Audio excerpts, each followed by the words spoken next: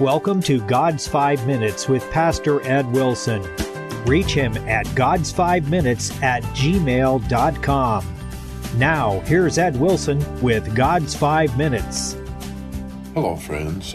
The 34th Psalm, written by David during his years as a fugitive from vengeful Saul's fury, is filled with powerful, inspiring messages to God's people through the centuries.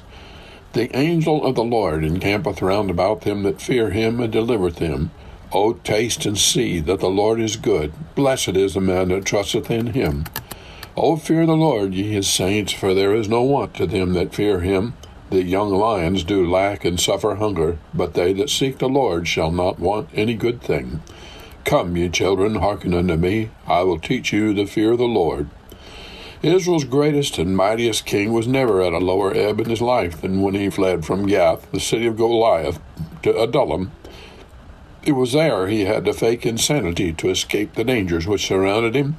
Yet these verses are a potent contrast to the man who scrabbled on the doors and let the spittle run down his beard, when in the safety of his retreat among the rocks with the bit of level ground where he had fought Goliath just at his feet in the valley, and Gath, which he had escaped, away down at the mouth of the glen, he sings his song of trust and praise.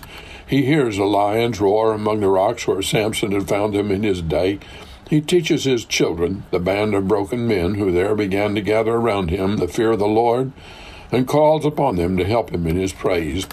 What a picture of the outlaw and his wild followers, tamed into something like order and lifted into something like worship, rises before us in this psalm. No wonder it found a place in the Old Testament hymnal. The words of our text gain a special force and vividness by thus localizing the psalm. Not only the clefts of the rock, but the presence of God's angel is his defense.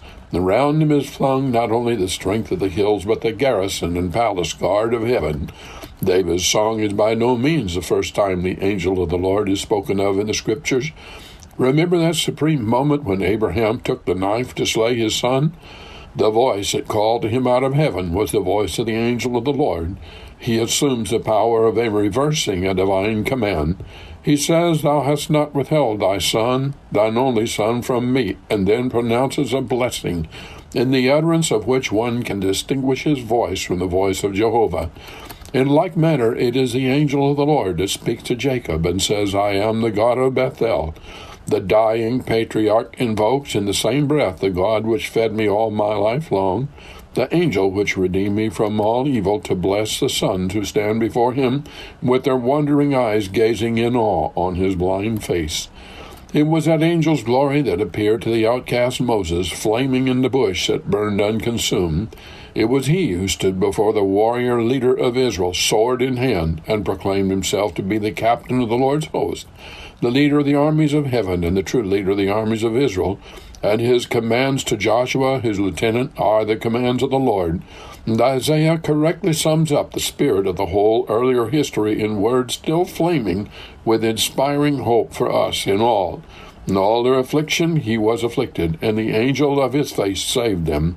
It is this lofty and mysterious messenger David saw as he once stood with drawn sword by Joshua.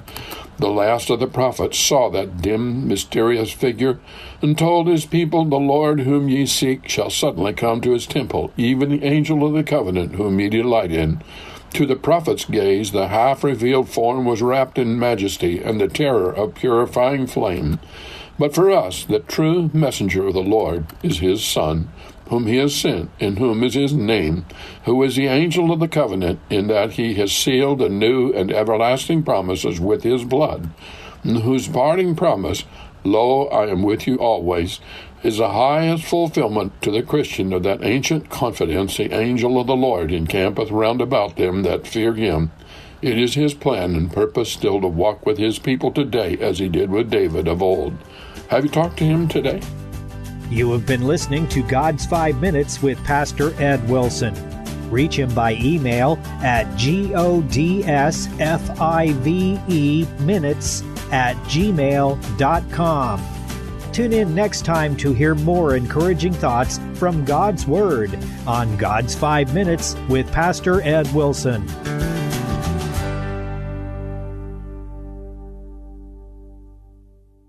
Are you a Christian who likes to read? If not, there's a whole world of Christian publishing out there that you're missing out on. I invite you to check out the Author's Corner podcast, where I talk to the latest Christian authors each week about their new book releases and what's coming next. So if you're ready to jumpstart your spiritual growth with the newest books and the authors who write them, check out the Author's Corner podcast with me, Roberta Foster.